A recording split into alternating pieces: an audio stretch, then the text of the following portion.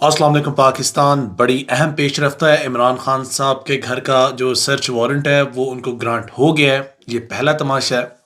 और इसके साथ साथ बहुत सी अहम खबरें हैं, जैसे कि इमरान रियाज खान साहब के केस है, उन पे बात करूंगा। शरीर रहमान के केस में जो जज साहब के रिमार्क्स हैं वो भी काबिल बहस होनी चाहिए। पाकिस्तान तहरीक इंसाफ के लोग इस पाकिस्तान तहरीक इंसाफ को क्यों छोड़ रहे हैं, और जयप्रकाश ने पाकिस्तान तहरीक इंसाफ को छोड़ते हुए क्या बातें की, इमरान इस्माइल साहब के क्या हालात हैं, और जो पीटीआई के जो केसेस हैं, जो एमपीओ की तरफ जो लोग उठाए हैं, उस केस को जो कल कदम अदा किया जा रहा है, उन जजेस के खिलाफ क्या फैसले आने जा रहे हैं, उनके खिलाफ क्या रेफरेंसेस दायर होने जा रहे हैं, और बहुत सी अहम पेशरफ्त। तो बगैर आपका कीमती वक्त ज़ाया किए सबसे पहले बात करते हैं कि अदालत के अंदर जो मजाक हुआ। इमरान रियाज खान साहब के वालिद जब रोस्टम पर आए, जब देखा कि हर कोई ये कह रहा है कि जी आपका बेटा हमारे पास नहीं है, आपका बेटा न जाने किधर चला गया, आपका बेटा अगर कहीं से गायब हो गया तो हम जिम्मेदार नहीं है, वगैरह वगैरह वगैरह वगैरह। इवन दो कि जज साहब ने वीडियो चलाने की कोशिश की तो जज साहब को वीडियो भी मैसर नहीं थी। लेकिन एनीवेज, जज साहब ने तो जो बातें की वो तो एक अलग जानिब रख दीजिए। लेकिन इमरान खान साहब के जो वालिद हैं, इमरान रियाज खान साहब के जो वालिद हैं,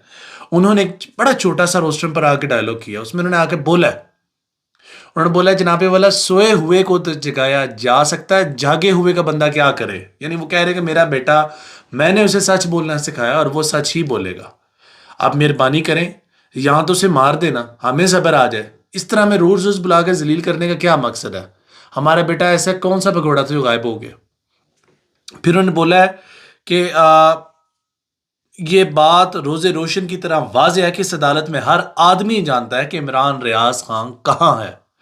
देखिए, कुछ बातें होती हैं जिनसे आप एग्री करते हैं, जिनसे आप डिसएग्री करते हैं, लेकिन ये वाली बात कि पुलिस के नोटिस में नहीं है कि इमरान रियाज खान किधर है, तो ये तो बात मेरी समझ में नहीं आती। और बाकी उन्होंने बड़ी अहम बातें की। उन्होंने बोला कि हुकूमत पाकिस्तान, यहाँ लोग गायब हो जाते हैं, ये तो मेरे पोते पोतियाँ खेलते हैं, रहम करो रहम करो, मेरा कसूर सच बोलना है, मार दो, एक ही दफ़ा मार दो। उन्होंने बोला है जो रोज़ रोज़ के मारने से बेहतर है एक दफ़ा ही मारो, जान छुड़ा, में सब्र आ जाए। और जनाब उस वाले पकड़े गए, लेकिन मेरे बच्चे का बहाना लगाते हैं। अल्लाह आपकी औलाद को सलामत करे। ये कुरान पर हाथ रख कर कह दें कि इन्हें मालूम नहीं तो मैं केस वापस ले लेता हूँ। अजहर सदीकी साहब जो वहाँ के वकील थे, उन्होंने एक बात की और उसके बाद सबको सुम्म बुकमुम हो गया। सो बस मोहरें लग गई जनाबे वाला। इसके बाद ना किसी के पास कोई बात थी और ना किसी के पास कोई जवाब था। बाकी शीरी रहमान के केस में भी मजाक हो रहा है। अब अदालत ऐसी है कि इमरान रियाज खान के केस में को 5-6 दफ़ा बोल चुके हैं लेके आओ लेकर आओ लेकर आओ, लेकिन रद्दी की टोकरी और हवा में उड़ा के ऑर्डर को उड़ा दिया गया।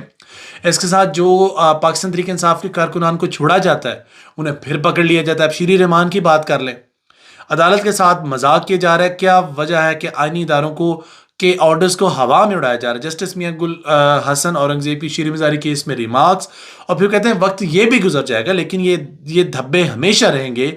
आज भी हुआ वो पाकिस्तान के स्याह बाप के तौर पर याद रखा जाएगा। हम टॉक शो में बैठकर खुद को डिफेंड नहीं कर सकते। और जो जस्टिस गुल हसन औरंगजेब जनाबे वाला, ये वो हैं जो बड़े जॉली से हैं, माशाल्लाह यंग से हैं। और लेकिन चलें, इनके लिए भी परेशानियां इंतज़ार कर रही हैं, और इस तरह का इंतज़ार कर रही हैं कि मैं आपको क्या बताऊं। परेशानियां इनको ये है कि जो लोग भी इनके, फॉर एग्जांपल अब बात कीजिए पाकिस्तान तहरीक इंसाफ की। अगर पाकिस्तान तहरीक इंसाफ की बात करते हैं कि जो जिन कारकुनान ने हाई कोर्ट में पिटीशन जमा करवाई थी कि हम अगर स्पीकर की शिक के मुताबिक स्पीकर ने ना हमें बुलाया और बुलाए बगैर अगर उसने हमारे इस्तीफे मंजूर किए हैं तो वो कलअदम होने चाहिए, और यकीनन कलअदम हुए भी। लाहौर हाई कोर्ट ने पाकिस्तान तहरीक इंसाफ के अरकान कौमी असम्बली के इस्तीफे मंजूर करने का नोटिफिकेशन कल अदम करार दे दिया। स्पीकर कौमी असम्बली को तमाम मेंबरान को दोबारा सुनकर फैसला करने की हिदायत दी। लेकिन जस्टिस साहब को क्या बताया जाए कि जस्टिस साहब, ना आपकी वक़्त है ना आपके ऑर्डर्स की वक़्त है। वक़्त जिनकी है आप भी जानते हैं और मैं भी जानता हूँ, हुकूमत वक्त की। तो खैर, बाकी पाकिस्तान तहरीक इंसाफ के एक जयप्रकाश नामी एमएनए जिन्होंने आज पाकिस्तान तहरीक इंसाफ को छोड़ा है। तो यूजुअली लोग छोड़ते हैं, गिले करते हैं, ताने करते हैं, शिकायत लगाते हैं, लेकिन यहाँ पर यहाँ का बाबा आदमी निराला है। वो कहते हैं कि असद उमर इमरान इस्माइल का शुक्रगुजार हूँ और इमरान खान का, जिन्होंने मुझे यहाँ तक पहुँचाया। यह पार्टी जमहूरियत पसंद है और रहेगी। अब सवाल समझे और इसकी शिद्दत समझे। ये अल्फाज जयप्रकाश ने पार्टी छोड़ते वक्त जनाबे वाला अपनी ज़ुबान से अदा किए और आप दीदा थे। और आपको बताता चला जाऊँ, जयप्रकाश भी कुछ दिन हुकूमत वक्त के नरगे में रहे हैं, शायद प्रेशर होगा उनके ऊपर भी। लेकिन चलें, प्रेशर की बात की जाए तो पाकिस्तान तरीके इंसाफ के जितने कारकुनान हैं, जैसे कि कमर चाय एक कारकुन 162 के, शायद मुझे याद नहीं आ रहा, तो उसकी क्रैकडाउन किया गया। फिर उसके अलावा एक किसी का रेस्टोरेंट था कराची में, वो क्रैकडाउन किया गया। तो यानी कि आप खाली क्रैकडाउन इनके ऊपर नहीं कर रहे हैं, आप इनके साथ मुंसलिक वो लोग जिनकी रोजी रोटी का वसीला ये बने हुए हैं, ज़रिया ये बने हुए हैं, आपने जनाबे वाला उन लोगों के साथ भी ज़्यादती की है। और आपकी इस अकदाम की वजह से बेरोज़गारी तो ऑलरेडी बहुत ज़्यादा है। अभी जो 150 लोग आप इन लोगों की बुक्स में आके बेरोज़गार करेंगे तो उनकी कफालत का ज़िम्मेदार कौन होगा? आप इस तरह ना करें। हमेशा ताकत एक हाथ में नहीं रहती, ये असूल है, ताकत का असूल है कि ताकत ट्रैवल करती है एक हाथ से दूसरे का हाथ में, तीसरे हाथ में। ये कभी भी एक जगह पे एक आदमी की मिरास नहीं बनी। आप तारीख उठाकर देख लें, इस मुल्क पाकिस्तान के अंदर जितने जितने बुर्ज हजरात थे, आज उनका नाम लेने वाला कोई नहीं है।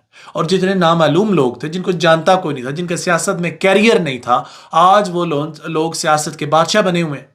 तो वक्त बदलते भी देर नहीं लगती जनाबे वाला, जज्बात बदलते भी देर नहीं लगती, और एहसास भी बदल जाते हैं, नज़रिए भी बदल जाते हैं, और पुश्त पनाही भी बदलती रहती है। तो एतलान अर्ज़ है, हालात को उस नहज पर ना लेकर जाया जाए, there is no way of return, जहाँ पर जाके हमें देखने में मिल जाए। और मामलात बड़े टेंस हैं, और जब मैं वीडियो रिकॉर्ड कर रहा हूँ तो शायद ऐन मुमकिन है कि इमरान खान साहब के घर की तरफ भी गिराव हुआ हो।